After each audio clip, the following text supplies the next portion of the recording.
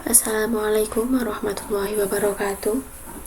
Kembali lagi dengan pelajaran bahasa Indonesia, yakni teks eksposisi. Kebetulan ini sudah ada di bab 2 ya anak-anak. Nah, berikut materi yang akan saya jelaskan tentang teks eksposisi. Yang pertama ada pengertian teks eksposisi. Teks eksposisi biasanya digunakan oleh seseorang untuk menyampaikan gagasan, di mana penulis menganggap bahwa idenya patut diketahui oleh pembaca. Nah, untuk memperkuat gagasan tersebut, penulis menyertakan alasan-alasan yang logis. Alasan tersebut dapat berupa fakta, informasi, maupun gagasan yang relevan sebagai upaya pertanggungjawaban penulis atau gagasan yang dilontarkannya. Nah, dalam hal ini, pengertian pendeknya, teks eksposisi adalah sebuah teks yang berisi informasi dan pengetahuan yang dimuat secara singkat dan padat. Itu adalah pengertian pendek dari teks eksposisi. Kemudian, fungsi dari teks eksposisi yaitu memberikan informasi agar dapat menambah ilmu pengetahuan si pembaca, sehingga dengan membaca teks eksposisi maka pembaca akan mendapatkan pengetahuan secara rinci dari suatu hal atau kejadian. Berikut struktur teks eksposisi. Yang pertama ada judul. Kemudian ada pernyataan umum atau gambaran atau biasa disebut dengan tesis. Yang ketiga ada argumen atau alasan, dan yang keempat ada penegasan ulang pendapat atau bisa disebut dengan kesimpulan. Nah, di sini anak-anak bisa membaca dari keempat struktur teks eksposisi, ada penjelasannya, silahkan dibaca ya. Kemudian ada ciri-cirinya.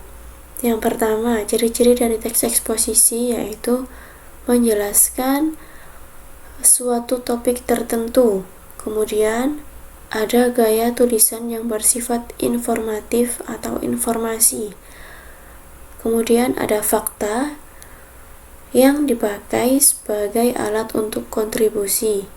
Yang keempat ada fakta yang dipakai sebagai alat konkretasi atau perwujudan.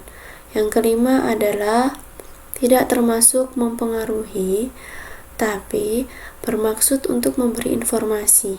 Yang keenam bersifat non-fiksi atau ilmiah.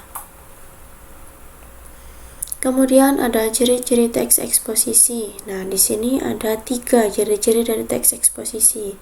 Yang pertama menggunakan pronomina, yang kedua menggunakan konjungsi, dan yang ketiga menggunakan argumentasi dari satu sisi atau satu pendapat.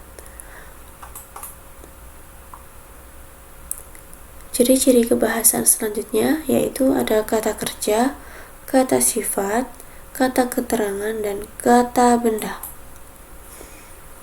Selanjutnya ada jenis-jenis eksposisi. Yang pertama ada eksposisi definisi, eksposisi proses, eksposisi ilustrasi, eksposisi laporan, eksposisi perbandingan, dan terakhir eksposisi pertentangan.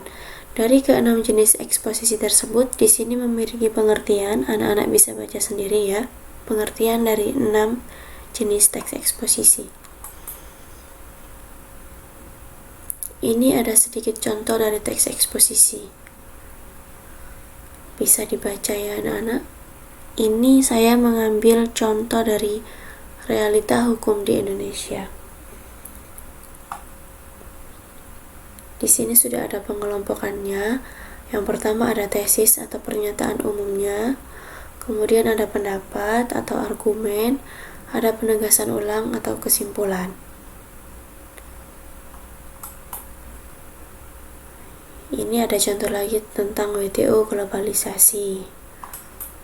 Nah, dari kedua contoh tersebut, saya harap anak-anak bisa mencerna dengan baik, sehingga nanti kalau ada tugas, anak-anak bisa membuat contoh teks eksposisi sendiri, yaitu mengarang, dan bisa memilah-milah mana yang dinamakan tesisnya, atau argumennya, atau mana yang disebut dengan kesimpulan.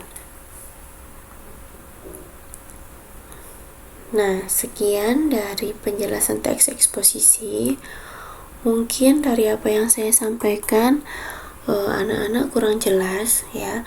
Nanti pada saat tatap muka saya akan jelaskan kembali. Nah, di situ anak-anak bisa bertanya secara langsung. Karena ini waktunya terbatas, saya rasa cukup sekian yang bisa saya sampaikan. Nah, sekian dari saya. Wassalamualaikum warahmatullahi wabarakatuh.